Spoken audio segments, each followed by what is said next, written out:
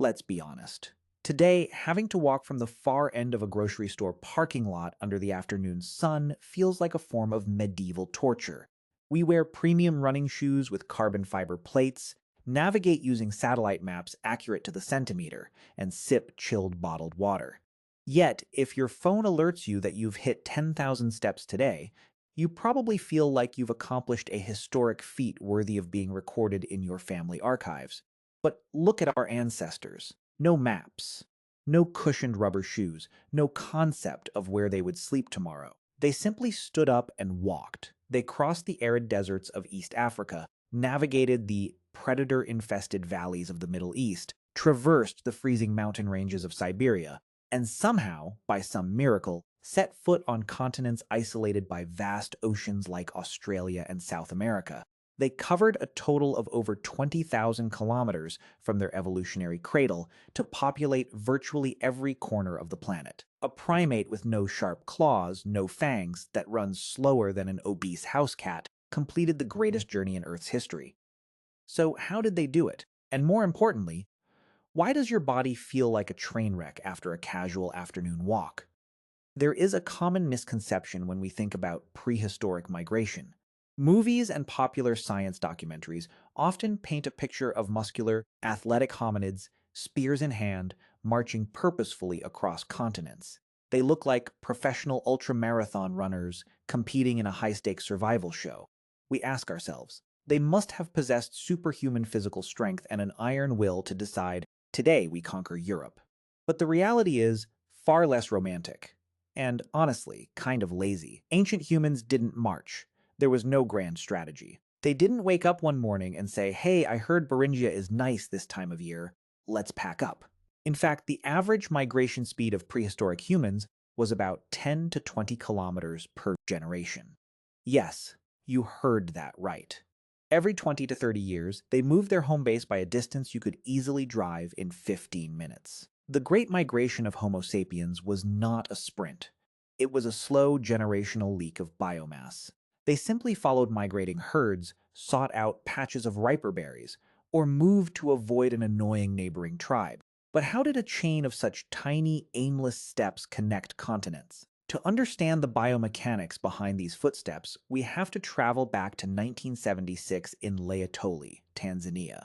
Anthropologist Mary Leakey discovered something that fundamentally changed our understanding of human history. Fossilized footprints preserved in volcanic ash hardened for 3.6 million years. These footprints didn't belong to Homo sapiens, but to Australopithecus afarensis, the species of the famous Lucy fossil. When scientists analyzed the heel strike, the arch of the foot, and the big toe pressure in these fossilized tracks, they made a startling discovery. The bipedal walking structure of our ancestors was already remarkably similar to modern humans.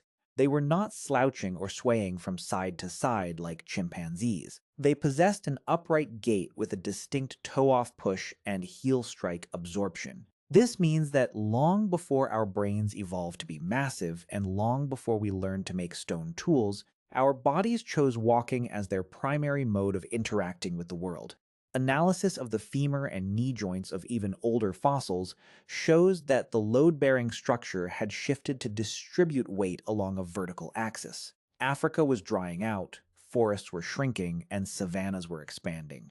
Our ancestors stepped down from the trees and realized that if they wanted to survive, they had to become professional pedestrians. They could walk for miles in search of scattered food patches. Walking was no longer just an option, it was their destiny. But from an evolutionary biology perspective, standing up and walking on two legs is a terrible idea. Consider this. A cheetah can hit 100 kilometers per hour in seconds. A chimpanzee, despite its awkward ground gait, can accelerate rapidly to grab prey or climb a tree using its immense upper body strength. Meanwhile, the top speed of the fastest modern human is only about 37 to 44 kilometers per hour. And that's a sprint we can only maintain for a few hundred meters. Our walking speed? A leisurely 5 kilometers per hour. Essentially, an upright human on the open savanna is a slow, unarmored, highly visible pillar of meat. We are completely exposed to apex predators like saber-toothed cats or giant hyenas. Furthermore, Standing upright exposes our most vulnerable parts: the throat, the soft belly, and the genitals. If bipedalism made us slower, more vulnerable, and more visible, why did natural selection keep it? Why didn't predators weed out the first upright walkers? The answer lies in the ultimate currency of nature: energy efficiency. Evolution doesn't care how cool you look running away. It cares about how many calories you burn to find a meal. A slow walker who burns fewer calories will outlast a sprinter. In the game of survival, fuel efficiency beats horsepower every time, and our ancestors were the ultimate economy cars. Walking slowly allowed them to search massive areas without starving. It was the ultimate slow burn survival strategy. To understand this trade-off, we must visualize the world 3 to 4 million years ago. East Africa was drying up. The dense tropical rainforests, home to the common ancestor we share with chimpanzees, were breaking apart into isolated patches separated by miles of open grassland. For a chimpanzee, this environment is a metabolic nightmare. To travel between fruit trees, they must drop to the ground and knuckle walk. Knuckle walking is incredibly expensive energetically for a chimp because their shoulders and hips are built for climbing, not walking. A knuckle walking chimp burns 4 times more calories than a human walking the same distance. In a world where food resources are becoming increasingly scarce and scattered, that wasted energy is a death sentence. Our hominin ancestors solved this survival puzzle by changing their posture. By standing upright, the surface area of their body exposed to the direct midday sun dropped by 60%. At the same time, they were exposed to cooler breezes higher off the ground. But most importantly, standing upright freed their hands. Hands that were no longer needed for locomotion could carry food, carry infants, and carry weapons. Walking wasn't just movement. It was the key that unlocked the age of tools and social sharing. Without bipedalism, we would never have developed culture. It allowed us to become something more than just another ape. Free hands allowed us to carry our babies safely over long distances. This simple postural shift changed our evolutionary trajectory forever. The savannah was a dangerous stage, but we were ready. Step by step, we walked out of our old ecological niche, and we didn't look back. Let's look at the biomechanics of human walking to see why we are masterpieces of biological engineering.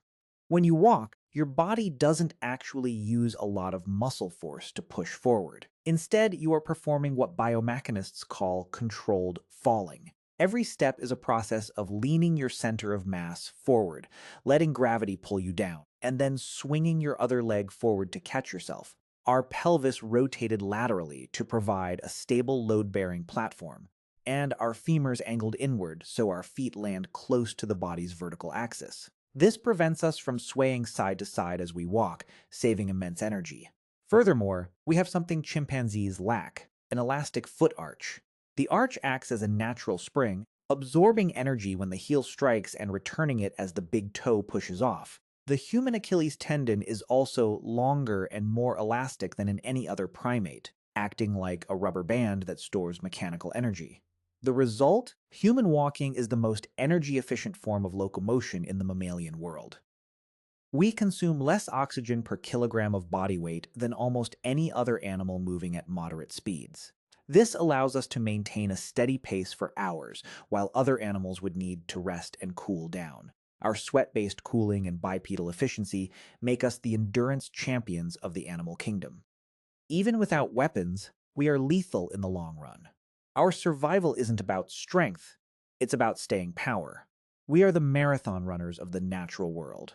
But nature never gives you something for free. In exchange for this hyper-efficient bipedal drive system, humanity signed an evolutionary contract with brutal terms. First, let's talk about back pain. The skeleton of a quadruped is like a sturdy suspension bridge, distributing weight horizontally along the spine. When we flipped that spine vertically, it became a load-bearing column carrying the entire weight of the upper body. Gravity constantly compresses our intervertebral discs, which is why herniated discs and sciatica are almost exclusively human complaints. But that wasn't the steepest price. The real horror of bipedalism fell on human childbirth.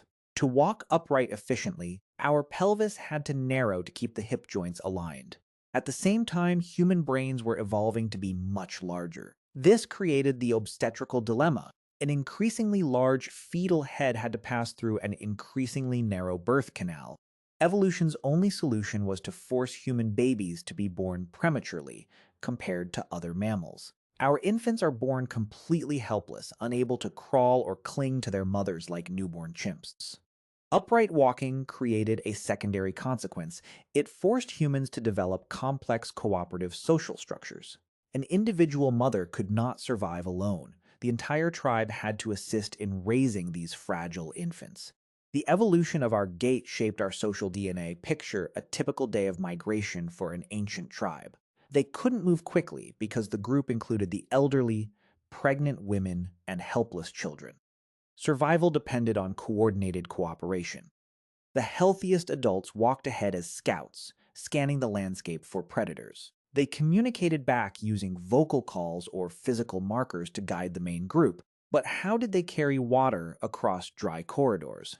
This is where carrying technology changed the game. Our ancestors learned to use hollowed-out ostrich eggshells or animal bladders sealed with resin. A single ostrich eggshell could hold about a liter of water, enough to keep a person alive during a long day of walking. These primitive canteens were passed along, allowing humans to cross arid gaps between natural water sources. At the same time, they developed a system of shared burden. Children who couldn't walk long distances were carried on adults' backs using simple animal skin slings. Food gathered along the way was not consumed immediately. It was brought back to the camp at the end of the day to be shared. Prehistoric migration was not a race of lone heroes. It was a cooperative collective effort. One person walks faster, but a group walks further. At this point, you might ask, okay, walking is efficient, but 5 kilometers per hour is painfully slow. How did they survive encounters with predators that run 10 times faster? Wouldn't a group of humans strolling across the savannah look like an easy buffet for a pride of lions? That is a completely fair point. The answer is that humans exploited a time slot that no other predator dared to use, the midday heat. Most large carnivores, lions, leopards, and hyenas, are nocturnal or crepuscular hunters. Between 11 a.m. and 3 p.m., when the sun is at its peak, they are forced to rest in the shade. They cannot hunt because their bodies accumulate heat rapidly, and they have no way to cool down other than panting. Running in the midday heat would literally cook their brains. Humans, however, are different. Thanks to our upright posture and sweat-based cooling system, we could walk, forage, and migrate under the blazing midday sun. To other predators, we must have looked like bizarre ghosts moving through the heat when the rest of the animal kingdom was on the verge of heat stroke. We turned the sun into our shield. How efficient is this sweat-based air conditioning? Let's compare. A dog can only pant to cool down, evaporating water from its mouth. Chimpanzees have sweat glands, but they are sparse, and their thick fur prevents efficient evaporation. Humans, on the other hand, have 2 to 5 million eccrine sweat glands distributed across our bare skin. When we exert ourselves, our nervous system triggers these glands to pump sweat onto our skin.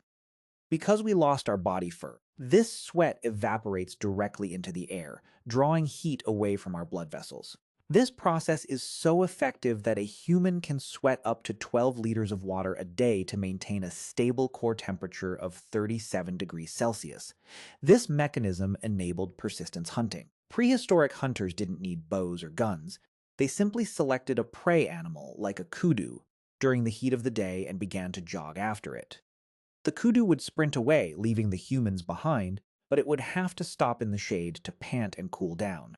Just as the animal started to cool, the humans would reappear. The kudu had to run again. This cycle repeated for hours until the animal suffered heat stroke and collapsed from exhaustion. We won not by outrunning our prey, but by outsweeting them. For millions of years, walking carried humans across Africa and Asia. But the journey accelerated dramatically during the last ice age, around 50,000 years ago. This was when technology began to assist our biology. Humans invented the bone needle, allowing them to sew animal hides into tailored, insulating clothing. This clothing allowed Homo sapiens to survive the sub-zero temperatures of Siberia, opening the path to the Arctic.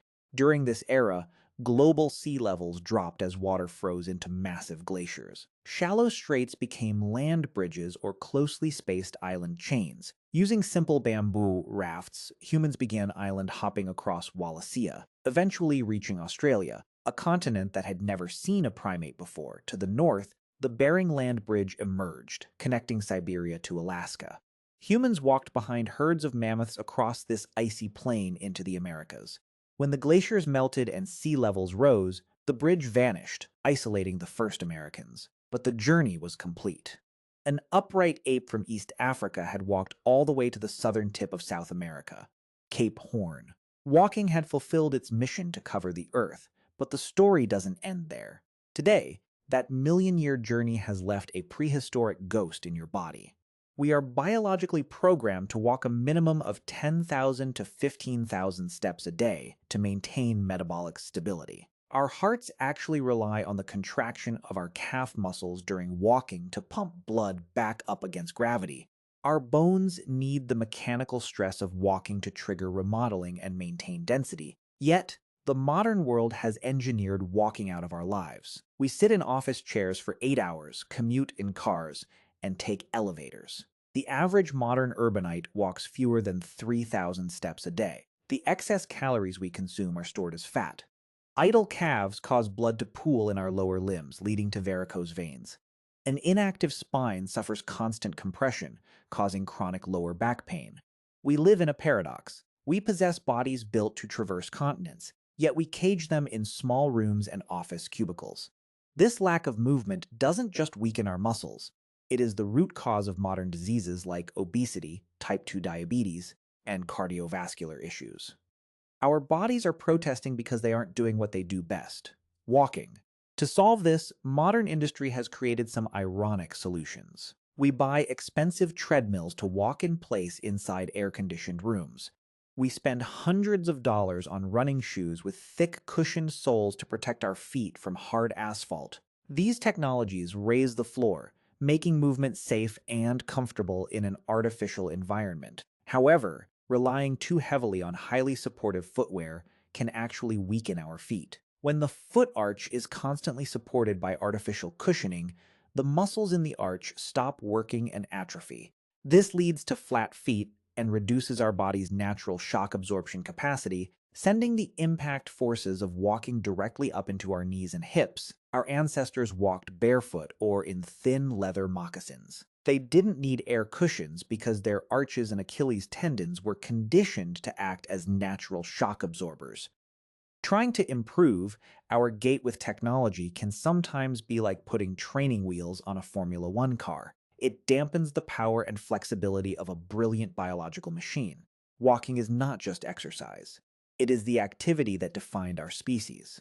Standing upright freed our hands to build tools, narrowed our pelvis to shape our cooperative social structures, and forced our bodies to sweat to bypass the temperature limits of nature. Every time you take a step, you are activating a 4 million-year-old evolutionary legacy. So, the next time you hesitate to walk a short distance, remember that you are looking at the most energy-efficient long-distance travel machine on the planet. Your body wasn't made to sit still. It was born to explore, to migrate, and to cross distances that seemed impossible.